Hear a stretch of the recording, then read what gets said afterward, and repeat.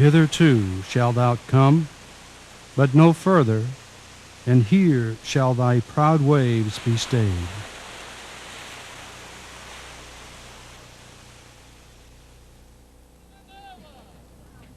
Thomas Bond had not planned to be an innkeeper.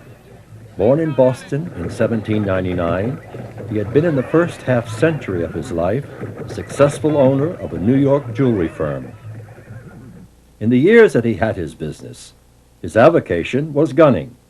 On a sailing trip down to Squan and Tom's River in February 1846, in search of better and more remote areas for hunting, Bond saw Long Beach for the first time. By 1851, Bond had purchased for $3,000 several buildings and 100 acres of dune and marshland. Bond had not planned to be an innkeeper, but on the morning of July 4th, 1852, when he reopened the old Philadelphia Company House under its new name, Long Beach House, that is precisely what he had become.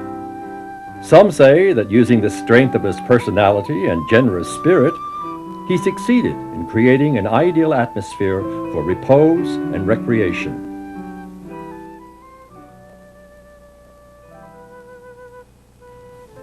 There was a cost to all of Bond's marvelous hospitality, which could not last forever. As meticulous as Bond was about his account books and keeping his daily journal, he constantly allowed money to slip through his fingers. By the late 1860s, the place was in such a state of disrepair that newcomers were shocked. It is said that once they registered at the desk, they were asked to go and pick out a room, and by default, it became their responsibility to assign tasks to the domestic staff, or what was left of them. Bond himself seemed to be a guest in his own place. He just had no idea that women didn't really go for this rough life of that gunners seem to thrive on. They came here because their husbands wanted to come here, and chances are that if the husbands didn't bring the wives, they wouldn't get here at all either.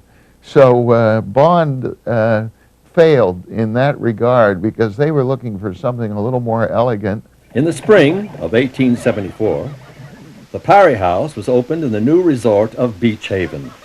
All of Bond's former royal guests had moved there and were building cottages. They also took the invaluable steamboat service along with them. He closed the famed Long Beach House for good when the railroad arrived in Beach Haven. There was a big farewell at the old place, and many former guests came to talk about the times they had had and to take home a souvenir or two. Bond, once the New York entrepreneur, spent his last days in a little cottage near the ruin of his old hotel and died in Mays Landing in 1892. Not even a foundation stone remains of the old place. In February 1920, a violent northeast storm cut a new inlet through the former site, acting out in a haunting fashion Bond's favorite poem, Hannah Flagg Gould's A Name in the Sand. Alone I walked the ocean strand, a pearly shell was in my hand. I stopped and wrote upon the sand my name, the year, the date. As onward from the spot I passed, one lingering look behind I cast. A wave came rolling high and fast and washed my lines away. So shall it be, with every trace on earth of me, a wave from dark oblivion's sea will roll across the place where I have trod and leave no track or trace. We have become an island of lost landmarks. Fire, storm, tide, and general obsolescence have claimed nearly all of them.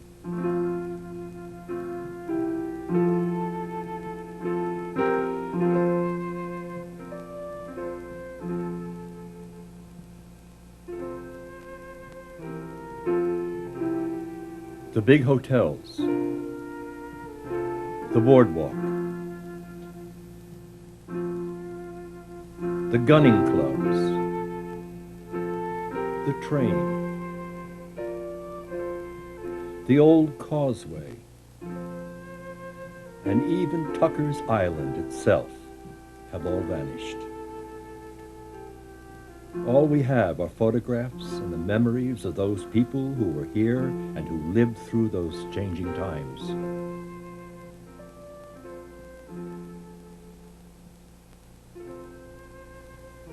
Voices from these earlier times echo to us from old letters, diaries, and newspaper accounts. Glimpses travel through long looks at black and white photographs and artists' sketches. And only when they have been gathered can we continue to tell the complete story of this island and its 18 miles of remarkable history. There was never an expression more closely related with Long Beach Island than 6 miles at sea. 50 years ago, the word seemed to be everywhere. It belongs to a time and a way of life that grow farther from us with each year. When it was first coined back in 1906 by Charles Beck of Philadelphia and Beach Haven, it referred to the sailing distance from the mainland towns of Tuckerton and West Creek to Beach Haven. People going across the causeway know that it's no more than a mile and a half across the water.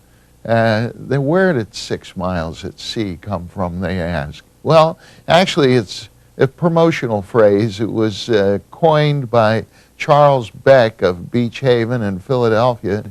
The widest point is just between Beach Haven and Tuckerton across Little Egg Harbor Bay, but he took into account the width of the salt marshes on both sides of the bay, which then made it a little closer to 5 miles. Beck, however, felt that 5 miles at sea lacked euphony. It didn't sound right. 6 miles at sea sounded better, but to Beck, the typographer, 6 miles at sea had a nice typographic balance. 3 letters on each side of the phrase, and he had his phrase, and we have it ourselves to this day. In the opening years of the 20th century, Long Beach Island was so sparsely settled and had so little identity that out-of-staters confused it with Long Island in New York.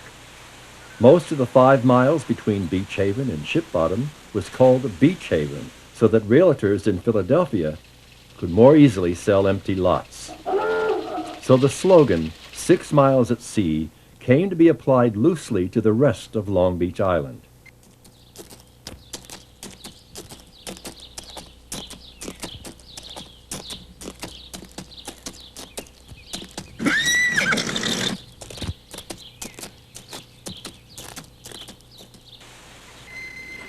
It was while riding in a Pullman car as the train slowly crossed the Manahawkin Bay to Long Beach Island that Majah Leon Berry, a prominent lawyer and judge on the Ocean County bench, first had the idea occur to him.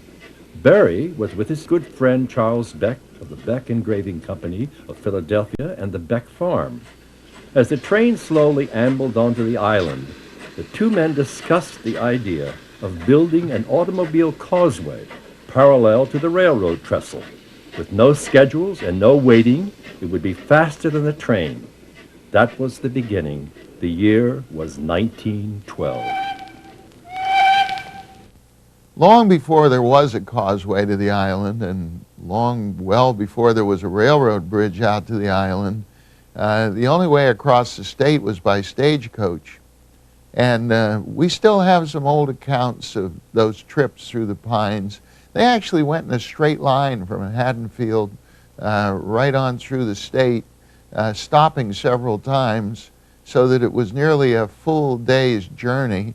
One account mentions stopping at a nice cold creek where the passengers on the stagecoach could get out and go drink out of the creek, the ice-cold water, and they were so pleased to discover along the edge of the bank at least a dozen huge clamshells, they said, is almost as big as dinner plates, that some kind traveler on his way back from the shore, had left along the edge of the creek so that people might pick them up and drink out of the seashells. In the latter part of the 18th century, sportsmen from Burlington County and Philadelphia would make the long journey through the pines to Tuckerton to book safe ferry for their final destination. Eastward, across the bay, lay the barrier island, then known simply as Long Beach. Its southern end, a wearying sameness of treeless sandhills, bogs, and coves, bathed in harsh sunlight. It seemed of little value to coast dwellers in the early 19th century, but its nearness to Tuckerton was the factor that brought it more summer visitors in those years than would ever venture onto the north end of the island. The whole south end of Long Beach was referred to as a desolate wilderness of sand hills and not a tree in sight, bayberry bushes, beach plum, but no trees.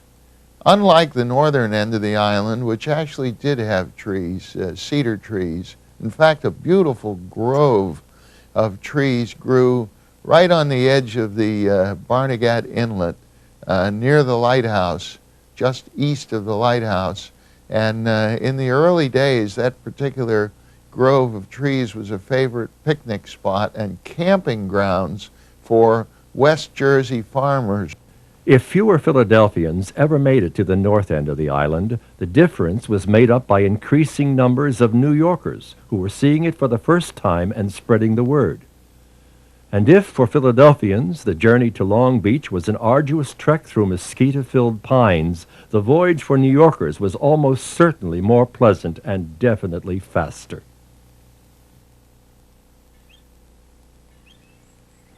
In the years before the Civil War, the railroad started improving transportation on the mainland. Since 1854, Philadelphians had been taking the Camden and Atlantic Railroad to Absecon and sailing up to the southern end of Long Beach. New Yorkers were taking steamboats from Manhattan's Battery Park to the Narrows and Sandy Hook. After 1863, the Long Branch and Seashore Railroad ran to Toms River, where boats would be hired to sail toward the lighthouse and popular boarding hotels like the Ashley House, Double Jimmy's, and the Harvey Cedars Hotel. But it was the Tuckerton Railroad that finally changed the whole history of the area. Not until 1872, the year after the 29-mile Tuckerton Railroad was built on the mainland, was there any alternative to sailing or rowing across the bay.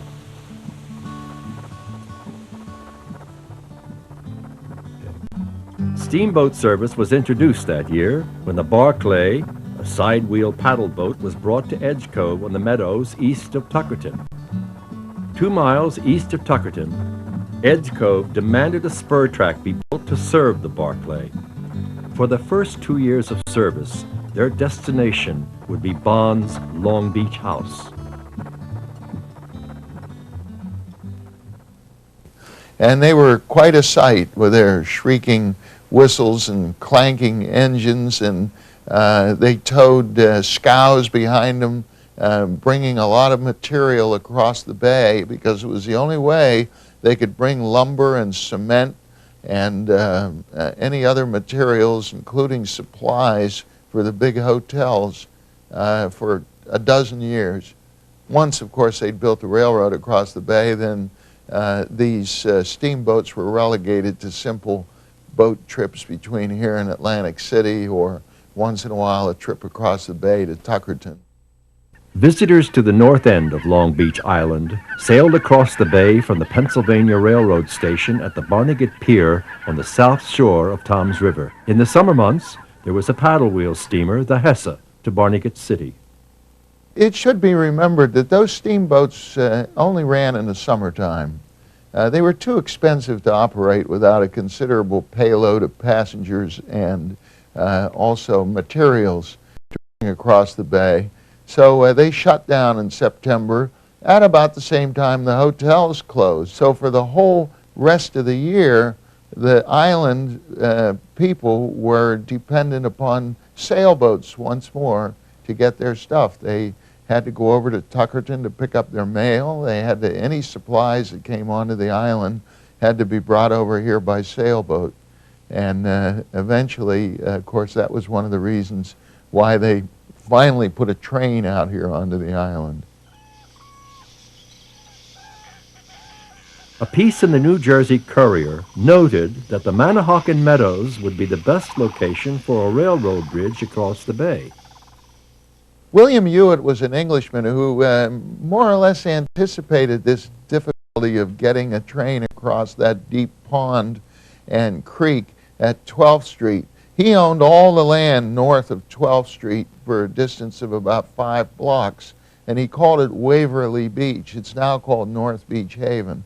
But he thought that he was sitting on a pretty valuable piece of property because he thought that the train might not get across that deep pond at 12th Street and that the railroad terminal might well be right on the land that he owned. And so with this thought in mind, and this is well before they got the tracks across the bay, he was the biggest and most ardent promoter of getting a railroad onto the island. Hewitt then went to the operators of the giant Pennsylvania Railroad and, enticing them with investment front money of $43,800, got them to begin construction of a wooden trestle bridge in 1885. Meanwhile, ties, rails, and gravel were brought across the bay by raft, and a rail line from Barnegat City to Beach Haven was begun. This new route up and down the island would be called Manahawkin and Long Beach Railroad. On June 28, 1886, the first engine reached Barnegat City. Nearly a month later, the first engine and cars rolled into Beach Haven. As it turned out, they couldn't get into Beach Haven right away because of the existence of a very deep creek right at around 12th Street that cut almost across the island right there at that point. On the long-ago summer morning, when the first engine chuffed triumphantly into Beach Haven, the hotel's empty to celebrate the occasion.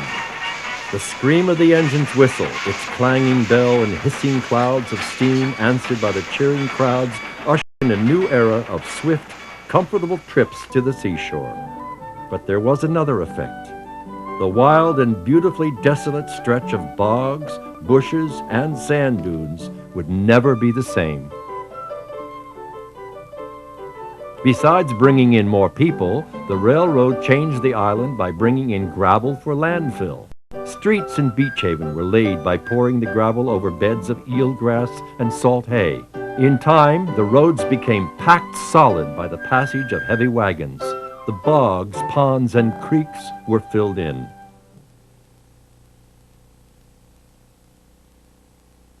It's difficult for us now to imagine the loneliness of this island, to travel miles and miles of railroad track and see nothing but meadows and occasionally a little corrugated iron shed was usually about the only kind of railroad stop that there was on the island. Each place that had one had a little sign out there that might say Spray Beach or Waverly Beach or Harvey Cedars or wherever it might have been. But it was an adventure because in many cases there were little bridges that might get washed out. On the north end of the island there were actually 14 little bridges over creeks that crossed the island north of Surf City. And any one of those at any one time could have been washed out. The train had to stop. There were brush fires. Don't forget they were burning soft coal and wood, and sometimes sparks would come out of the chimney and in the dry season start a fire. So there was very few houses were ever built close to the railroad track. And you always heard that characteristic whistle, the sound.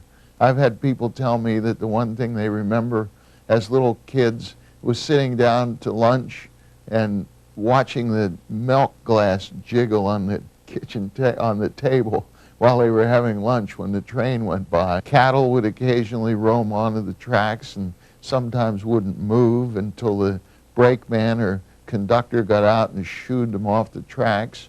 This was it. It was an adventure. If the south end of the island enjoyed the change the railroad brought, the north end could have only reflected on the days of prosperity before the tracks made way onto their landscape and into their lives. With its tiny seagrass industry and its single fishery, the north end did not have enough cargo to make freight service profitable. But lack of cargo was not the only troubling thing to affect the north end. Another factor was, because of this, lack of really good regular rail service on the north end of the island. They might run only once or twice a week, whereas they ran every day down to Beach Haven. So that slowed things down. And then, unfortunately, there was a case of typhoid fever at the Oceanic in about the year 1907 or 1908, and that scared everybody away from up there. The automobile road to Barnegat City was completed in June of 1920. 3 years later, the Long Beach Railroad ceased all operations on the north end of the island, and by 1930, even in thriving Beach Haven, the automobile had taken over. Then, on November 17, 1935, a powerful northeast storm destroyed more than a mile of the trestle bridge just east of Manahawkin and washed the wreckage 800 feet south. The last freight train had left the island the night before. Today, there are only a few reminders to show that a railroad had ever existed on the island.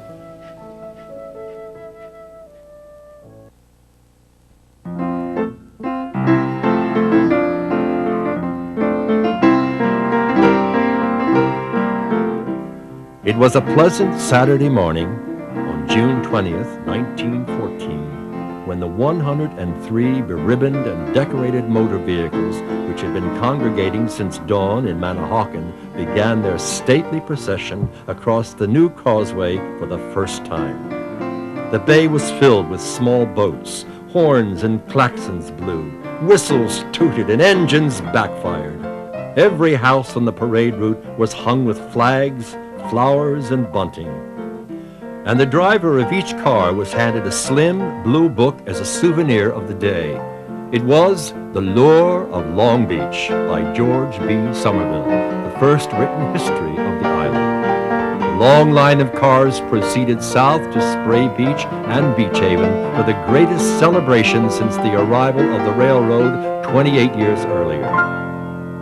Everyone converged on the Ingleside Hotel for speeches. Dignitaries and guests in wicker chairs lined the long porch while Long Beach Military Band played Sousa marches. After lunch, the crowd moved to a baseball game played at the newly graveled diamond on the vacant lots between 5th and 7th Streets. Automobiles formed a huge semicircle in the outfield, and drivers and passengers watched the game from there and from the beach front. The game was played between Beach Haven and Tuckerton, with the home team losing 13-2. The night ended with a spectacular fireworks display. Judge Maja Leon Berry's 2-year-old automobile causeway idea had become a reality and a success.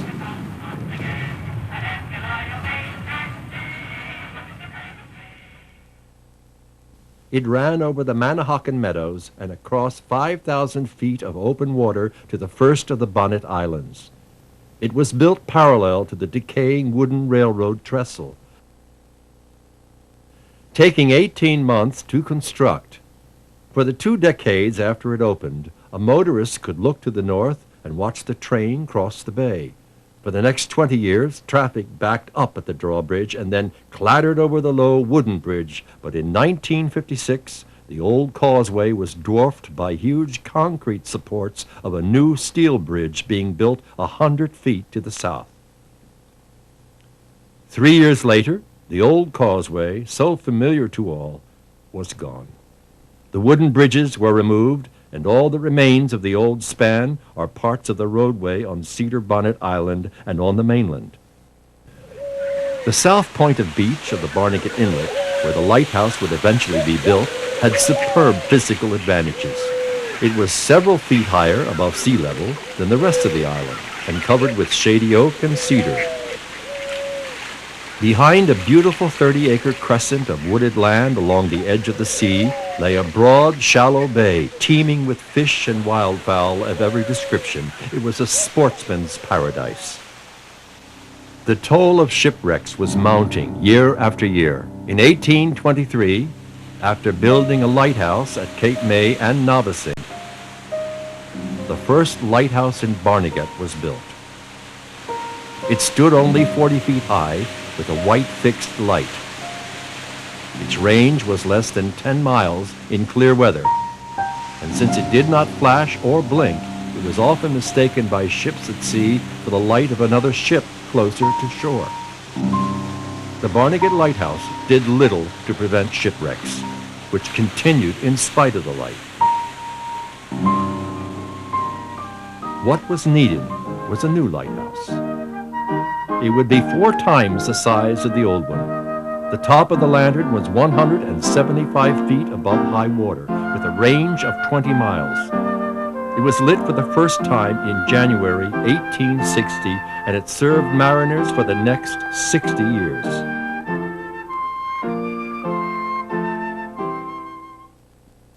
Once each day in the summer months during the 1880s, a little engine and 2 cars chugged northward along a lonely, narrow landscape of bayberry thickets, sand, and thousands of wild pink marsh roses. At the end of the line was Barnegat City, the tiny village with 2 impressive new hotels, scores of gray shingled cottages, and a tall white and red lighthouse that dominated the landscape of the north end of the island and presided over the entire scene. They really expected everything to boom with that railroad, but it never did, and one of the big reasons was erosion, sort of a curse that's beset the north end of the island for a long, long time.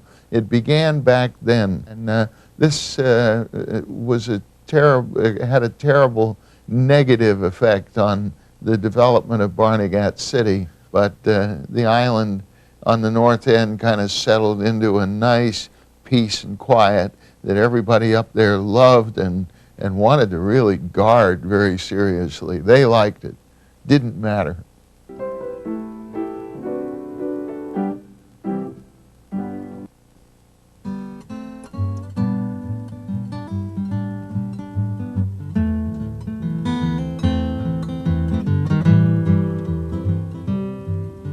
In 1765, Reuben Tucker, a Quaker from Orange County, New York, bought out Ephraim Morse's interest in Short Beach.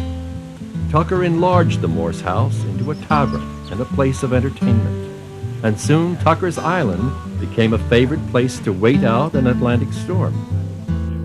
Tucker, like many of these men who started the gunning hotels on the islands, on the barrier beaches and islands, was a Quaker, and he attracted a lot of Quakers from Philadelphia to come down here, and the men would hunt and fish. Women all got together who hadn't seen each other all winter perhaps, or from different towns, and they would go to the beach and talk and exchange recipes, and the younger folks would probably court.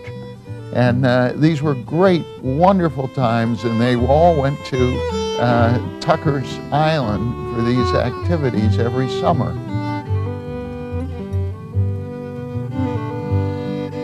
Reuben Tucker was the one who bought Tucker's Island originally. He had a son named Ebenezer who took over and ran the hotel with a great deal of profit and imagination, and he became a prominent man in the area, so prominent in fact that they took the town of Clamtown on the mainland, sometimes known as Little Egg Harbor, sometimes known as middle of the shore, and they called it Tuckerton in his honor. And when he died, his widow, in those days, any widow, well-respected widow, was known as Mother. So her name was Mother Tucker, and she ran the hotel for the next 20 years, having with her a very well-accomplished manager by the name of Horner. When he realized how profitable this place was, he opened up his own place in competition with Tucker's place, and he did extremely well. Mother Tucker continued to run it until it burned down about 1850. Immediately after that, because it was on the highest ground, it was chosen as the site for a new lighthouse in the 1850s at Tucker's Island called the Little Egg Harbor Light.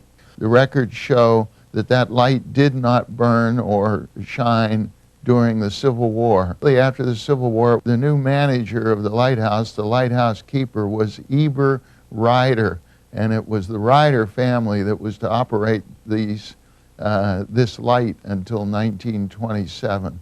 And I should add that Eber Ryder and his wife had 21 children. Now, only 6 of them survived into adulthood. One of those children, Arthur, who took the most enjoyment in his father's work. When Eber retired in 1904, after 39 years of service, Arthur succeeded him, staying on until the very end in 1927.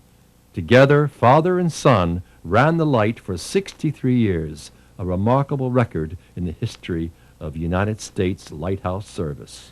On this island, there was also, after the year 1871, a life-saving station. Now, that was also managed by a Ryder. So a group of the lifesavers, finding once more a never-ending supply of lumber washing in on the beach, built a big hotel called the Columbia. They named it the Columbia. And it was successful. People, of course, had to sail out there to get to it. But then so did they have to sail in those years or take a steamboat to get to Beach Haven. St. Albans Hotel was built on the slough, and you had the Columbia, and you had both hotels were filled to capacity in the summer months. And it was now, the years were 1874, 1875, and they were on an equal footing with Beach Haven. So they chose a name for this resort community, and they called it Sea Haven. But just as the Renaissance on Tucker's, now Sea Haven, had reached its zenith, the Tuckerton Railroad came to Beach Haven and stole away the tiny community's prosperity and good fortune. To be deprived of a railroad stop when one was so near was in those years a serious setback. And by the 1890s, Sea Haven was finished. Life at Sea Haven in those last nostalgic years went on. The Atlantic winds howled across the shallow, wave-washed shoals, snapping the red and black signal flags on the high tower of the life-saving station. The island children, when they weren't at school, would go off digging for clams in the flats or fishing for eels from the rickety pier of the boathouse. They'd climb the enormous dunes, played in the hulls of old shipwrecks, or cautiously entered the gloomy, echo-filled hotels, always on the lookout for ghosts. In the spring of 1927, after a series of severe storms that washed out the loose sand of the big dunes, the ocean swirled to within 300 yards of the lighthouse. Tucker's Island, edged only with fragile sod banks, was now completely defenseless.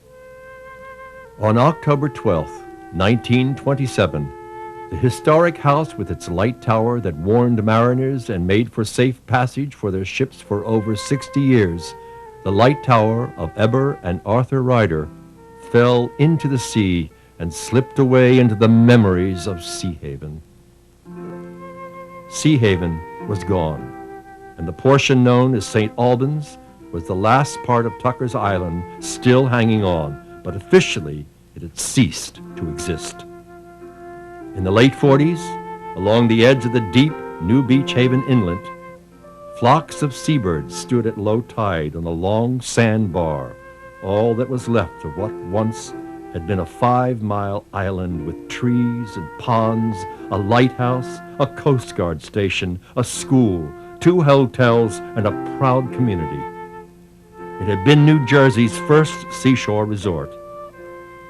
But by 1952, even the birds had no place to stand.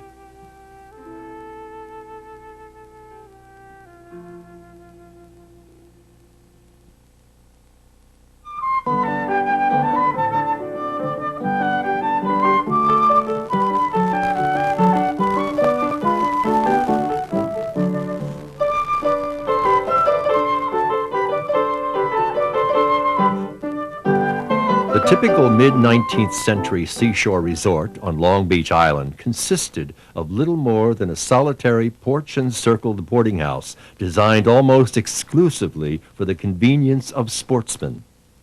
All of these houses were many miles apart, completely independent of each other, and usually a long hike to the beach. The kind of resort with shops, cottages, pavilions, bathhouses, and more than one hotel was at least a generation away and would not be seen until the founding of the town in 1874. Among the early vacationers to Long Beach was Archelaus Ridgway Farrow, whose fortune had been made in Tuckerton years earlier in shipbuilding and lumber. He was a frequent summer guest at Bonds in the late 1860s, while he and his friends were planning to build the 29-mile Tuckerton Railroad. As early as 1867, Farrow had purchased 670 acres 2.5 miles north of Bonds. It was, by all accounts, a barren strip of bogs and huge sandhills, less than 1/4 mile wide and fronted on the bay with marshes almost twice that wide, a place altogether useless for gunning and fishing hotels, which is why the land had never been used. But it had one distinct advantage over the other parts of the island: a natural, navigable waterway that crossed through the meadows, nearly 1/2 mile long. This creek would be high and dry and filled with fiddler crabs at low tide, but when the tide was high, you could bring a flat-bottomed scow or barge right up to the very edge of the first line of sand dunes. So this solved the problem of getting any goods and any material through the meadows, which would have been very difficult. They would have had to build a road of some sort or another to get through the meadows, but now they could get to solid ground first with this Mud Hen Creek. Farrow's daughter, exploring the sandhills and beaches, was so delighted with it that she wanted to name it Beach Heaven. Farrow considered his daughter's wish, but chose instead to call his new resort Beach Haven.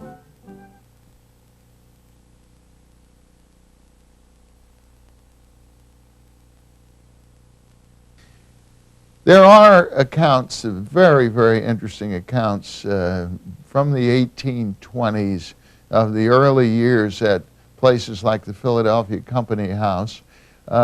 We do read and hear a lot about frolics and all sorts of games and activities, a lot of just outright mischief played on each other that makes amusing reading today.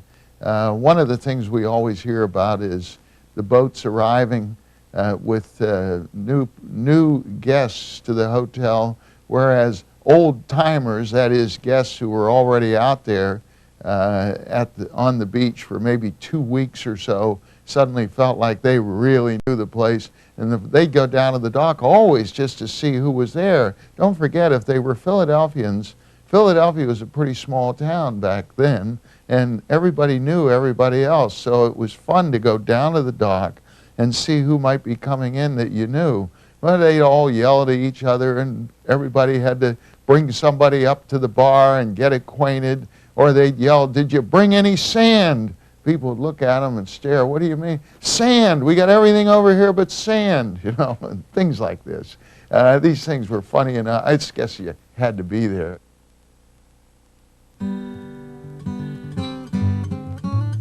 As early as 1815, Surf City had seen regular summer visitors in the area, mostly prosperous Burlington County farmers and their families. For a few weeks each August before harvest time, they made the day-long arduous journey through the pines with horses and wagons, leaving their teams to be cared for at the creeks on the mainland near Barnegat and Manahawkin. They sailed out around the Bonnet Islands to Surf City, known then as Great Swamp.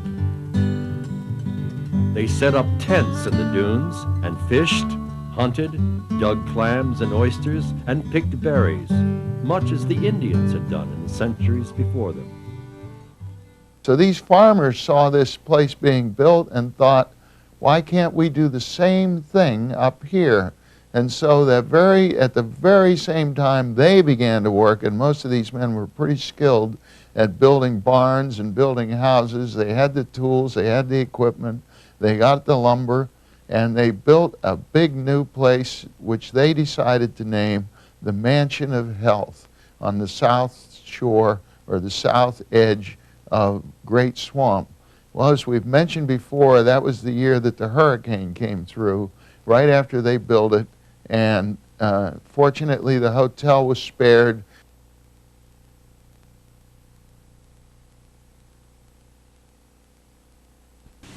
It was Saturday, April 15th, 1854, under a sky of slate, with the temperature dropping rapidly.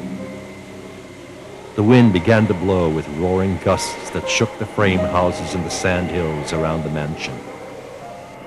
Then the window panes began to tick with sleet. A violent northeaster and a late-season blizzard had combined into what would be one of the storms of the century. By dawn, the freezing salt spray and snow were flung across Long Beach Island with the force of gun blasts. The ocean churned like boiling milk. In the gathering light, those who could get to the beach saw a stranded three-masted ship out on the sandbar just off of what is now 7th Street in Surf City. To the 350 passengers and crew of the Powhatan, an immigrant packet ship 40 days out of Bremen, Germany, it was a nightmare. Their ship shuddered in every wave, sinking deeper into the sand. Above the tilting deck, torn sails flapped like pistol shots in the screaming wind. Some passengers clung to the rigging. Most huddled along the rails, waiting for rescue, while the hull was filling with water. A volunteer crew, made up of fishermen and baymen, hastily gathered in Harvey Cedars. It was low tide, but ice and deep snow made footing extremely difficult. In a valiant attempt to haul the heavy surf cannon down the beach, the exhausted crew nearly froze to death and had to turn back. All that Sunday, the passengers and crew of the Powhatan, clearly visible from shore, huddled along the railing of their ship and watched the snow-covered, utterly desolate coastline, their first and last view of America. No rescue would ever come. The tide was coming back in. The ship was swung around on the bar and was now pointed south, parallel to the beach. At 5 p.m., one huge comber washed them all overboard. No one survived the freezing water. 40 bodies came ashore on the island. Others came in at Brigantine and Absecon. Many were never found. The rest of the story is part legend, passed down through generations of old Surf City families. The mansion, which had seen its best days and was now abandoned, came to be haunted by a ghost. Those who chanced to climb to the upper floors at night swore that they saw standing in the moonlight the figure of a young woman with a baby in her arms. She was always staring out to sea and always quickly disappeared. The victims of the Powhatan were buried in a common grave at the Baptist Church in Manahawkin. In 1904, 50 years after the wreck, the state of New Jersey erected a monument over the common grave. It stands today as the only marker to the tragedy of the Powhatan.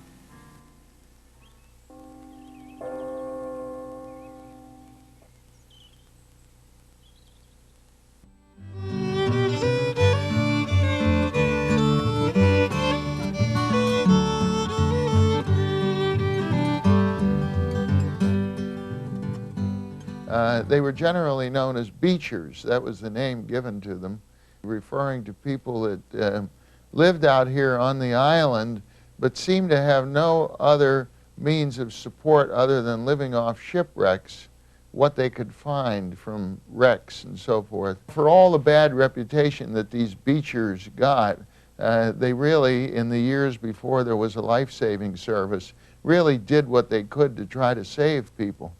And but anything that they managed to save for themselves before the wreck master could stop them, they would take to a local tavern keeper and sell it.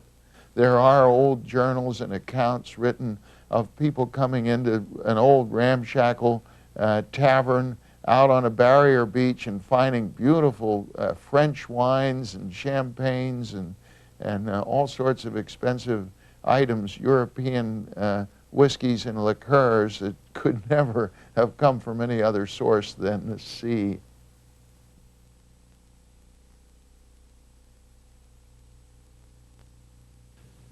Just after the War of 1812, Sylvanus Cox, a beacher turned farmer, built a house on the 6-acre hummock known as Harvest Cedars. It was high enough to garden, and being nearly surrounded by creek on 3 sides and the bay on the west, was ideal for keeping chickens and small livestock wandering. Cox lived there for nearly 30 years until he sold the place to Samuel Perrin of Barnegat. Perrin rebuilt and enlarged the old structure, converting it into a boarding hotel for sportsmen and for their wives. He called it Conahasset House. It became the place to visit, even if one did not plan to stay. Perrin's register was always filled. The hotel's biggest attraction was its public dance, all on the south side of the main building. Sailing parties from other hotels went there on summer evenings for the lively square dances and reels. The scraping of fiddles and chanting of the caller could be heard far out on the water. For many years before a long dock was built there, sailing parties arriving at low tide had to wade ashore, the men carrying their ladies piggyback to the shallows up to the dance hall.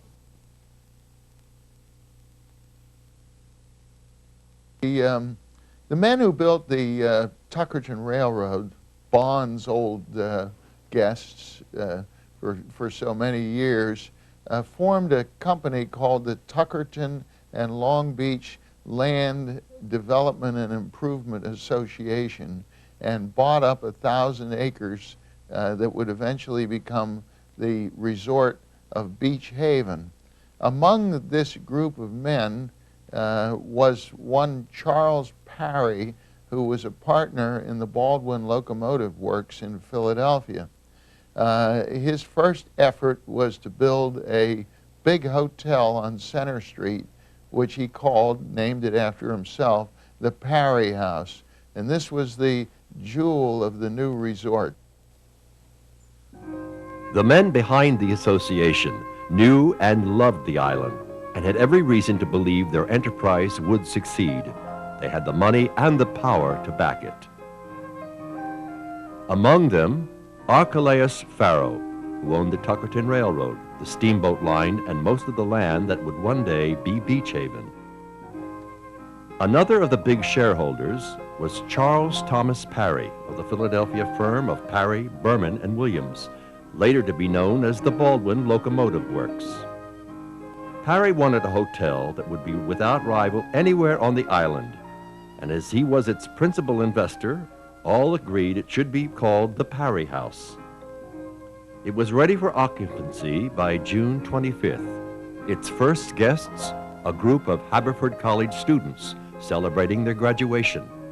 They were delighted to have nearly the whole place to themselves. Running at right angles to the ocean, The Parry House afforded the occupant of every room a sea view. There was a broad piazza around three sides at ground floor level, but most guests preferred the upper level decks to get away from mosquitoes. The enclosed observatory deck on the top floor was a favorite spot for socializing. The Parry House's first manager was an enterprising Mount Holly Quaker and one-time farmer named Robert Barclay Engle, who within 2 years would, with the backing of his cousin Samuel T. Engle, build a palatial new hotel of his own called the Engleside. The Engleside was completed in 1876. It would then be the third hotel in Beach Haven.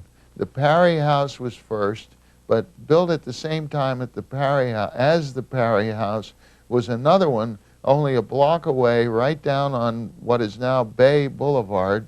It was called the Bayview because it really was right on the bay meadows and marshes then, and it was built by none other than our old friend Lloyd Jones, who had at one time owned the Philadelphia Company some 20 years earlier and who had sold it to Captain Thomas Bond.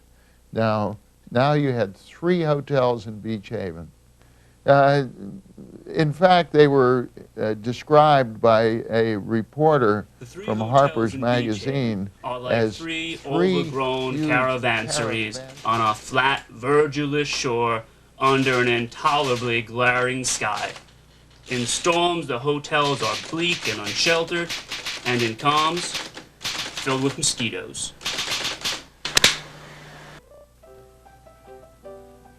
Despite the writer's low opinion, Beach Haven and its hotels were becoming more popular each summer. On June 6, 1876, just over 6 months since the groundbreaking, Robert Barclay Engle welcomed his first guests to his grand hotel.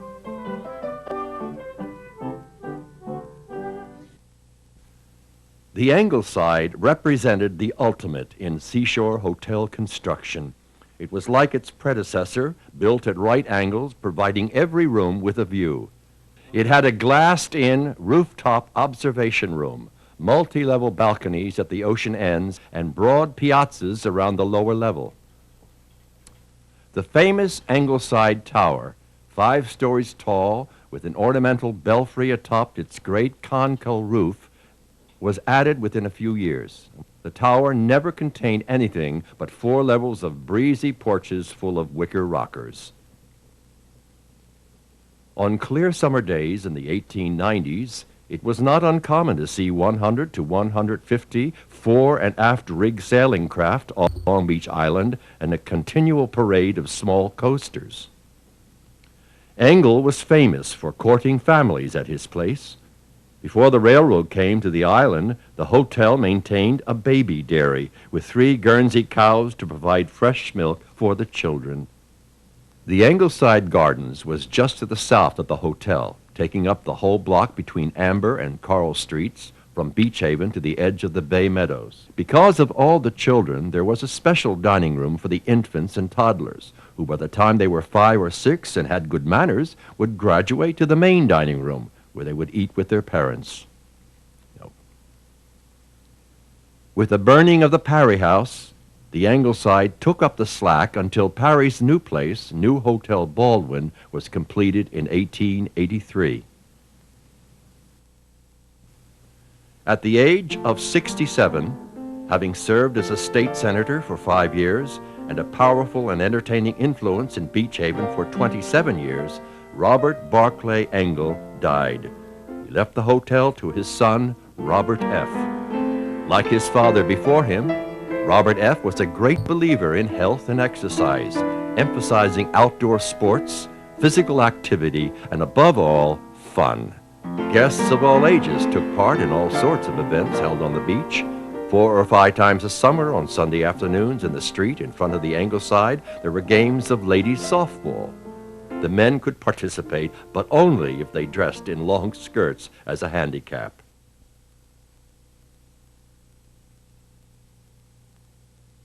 Beach Haven never had public electricity until 1925. Before that, the town had to make do with kerosene, which most places had then. They developed acetylene lighting, and when you have acetylene lamps, you simply have to pour water into calcium carbide, and it creates a gas. The gas escapes from the enclosed container into tubes that were spread all around town. And when it came out of tube, when the valve was open, then all you had to do was strike a match and light it, and it burned with a nice clear flame. So they put them up on the boardwalk, gas lanterns, had them all along Center Street. The Ingleside and the Baldwin were then, at this time, building their own electrical generating systems, something the town could have had, but didn't want to spend the money on right away. When the Ingleside opened in 1876, and the same with the Parry House, good water had to be brought across the bay in barrels, drinking water. There was always surface water. There were bogs, freshwater bogs, but the water was all right, but it wasn't that good. You could also very easily drill down into the ground a distance of about 12 feet or so, and you would strike fresh water. All of it, of course, had come from rain, which had filtered through the sand and then lay on an impermeable layer of peat moss, which underlays this whole island. No water will get through that, and this good fresh water, slightly salty, slightly brackish, depending on how close to the bay or the ocean you were, would still be there. All you had to do was pump down, or put a tap down there, a hollow pipe down about 10 or 12 feet, prime it, and then begin to pump it, just like a bilge pump. And the good water would come gurgling out of there. It was okay for washing. Animals could drink it. You could drink it too. It didn't taste that good. Most of the old-time houses and the early hotels had windmills to keep that water being pumped into cisterns. It wasn't until later on, 1912 or so, that Beach Haven drilled its first artesian well. Now there you get down 600, 700, 800, 900 feet, and then you really do hit good fresh water. So we didn't have any fresh water in Beach Haven until the 1892 when they built the first water tank. But some of the hotels had them already. The Ingleside had a water tank and an artesian well. So did the Baldwin. And they were able to have their own water, something that would really draw people to the hotel by telling them, we've got good, clear artesian well water. We also, incidentally, should you prefer, have a saltwater bath. That was another feature. It's regular ocean water. Pump it right up from the beach and into the bathtub. You could heat it, too, if you wanted. They could heat it in the power plant. So you could take a hot saltwater bath. Several years before there was a causeway bridge to the island, both hotels had motorized vehicles and also horse cars. No one walked anywhere for a purpose, especially if transportation was available. It was considered déclassé to do so. Dancing was a popular activity at the Ingleside, especially in the 20s and 30s. Al Myers, whose favorite four-piece orchestra played at Philadelphia social functions all winter, entertained nightly in the Assembly Room. Cottagers and island residents were always welcome at the dances, but there was a bouncer at the door, and deportment and dress code were rigidly enforced. Men wore white flannels, blue blazers, and neckties. There was a big porch on both sides of the Ingleside, and the younger crowd drifted outside between dances to sit on the railings and smoke. Passerbys often took seats on the porch rockers to watch and listen to the goings-on, which usually ended around 11. Next door to the Ingleside, on the Beach Avenue corner, was Speckman's Seaside Pharmacy, famous for its long marble counter and big ice cream sundaes. Everyone gathered there after dances.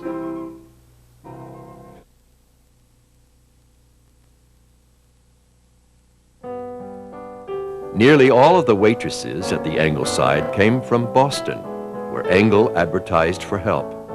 Their good looks, humor, and lilting Irish accents were as much a part of dining there as the clatter of heavy china and silver. Most were still in school, some in college, usually at home with their parents in the winter months, so they welcomed this chance to get away, and many came back year after year. They lived in the three-story building on the northeast corner of Beach Avenue and Amber Street, and they dated the local boys when they went out at night.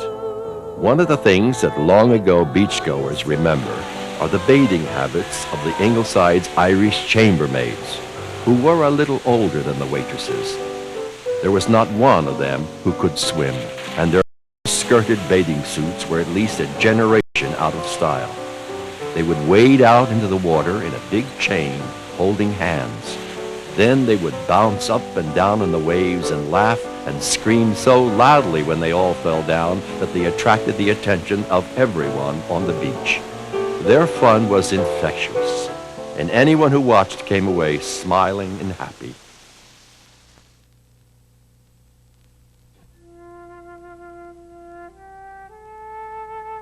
All of this enchantment of the Ingleside started to unravel in the 1930s. Robert Engel was heavily in debt for taxes, and he was really just too generous with his people who would come in and stay. You could stay at the Ingleside for as little as $35 a week for 7 days a week and get 3 meals a day in the 1930s. It was absolutely unbelievably good. Good meals and everything else. Finally, when we got to about the year 1940, that was the last season for the Ingleside. It never opened again after that.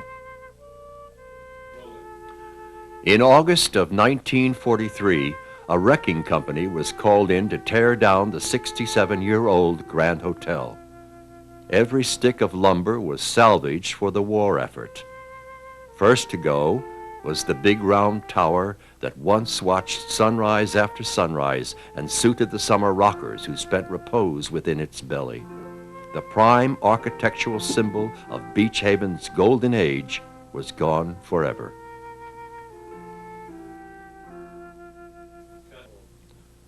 Of all the grand hotels ever to have existed on Long Beach Island, it was arguably the Ingleside that was most photographed. The splendor of its architecture, the wealth and opulence it catered to and promoted, and the period that it grew up and grew old in, all established it as one of the most important summer icons ever to have stood along the dunes and dusty roads of Long Beach Island. Robert Fry Engel did not witness the demolition of the hotel that had been his father's and his for 64 years, and he died at the age of 78 in late December 1943, just 4 months after the hotel disappeared from the landscape of the town. But he left behind a wealth of good memories from an era when he and Beach Haven were young. The Baldwin, now owned and operated by Charles Parry's daughter and son-in-law, was refurnished and modernized throughout, with running water in most of the rooms. In fact, it had its own water supply from an artesian well. It also had its own electrical lighting plant, a hydraulic elevator, and hot and cold seawater in all the baths. The hotel even had its own cold storage and ice plant. But certainly, all of the modifications would be needed for the huge influx of people, and certainly the success of the causeway would yield an unlimited source of revenue.